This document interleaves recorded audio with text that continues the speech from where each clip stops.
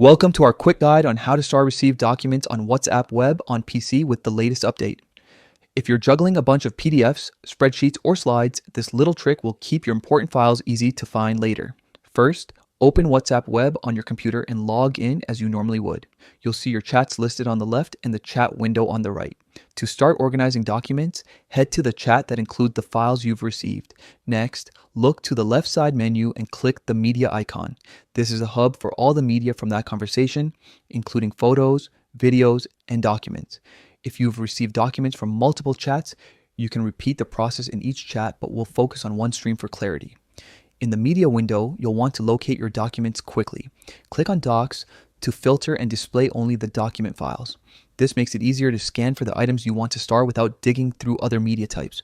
If you want to narrow things down further, locate the sort option at the top of the window and click the sort icon.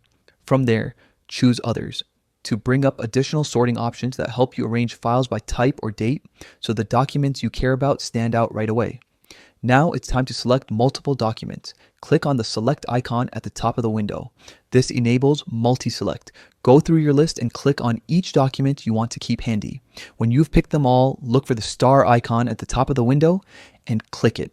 That star marks those documents as favorites, so they'll be easier to find again in the future. You can always return to the same documents view and filter by starred items to see what you've saved. This is especially handy when you're coordinating with teammates or preparing a presentation and need to pull together several files quickly. If you're working across devices, remember that starred items sync across WhatsApp Web and your mobile app, so you won't lose track of important docs just because you switched devices. It's a small feature, but it saves you from endless scrolling and helps keep your workflow smooth. Give it a try with a few recent documents and see how much faster you can access them next time you need them.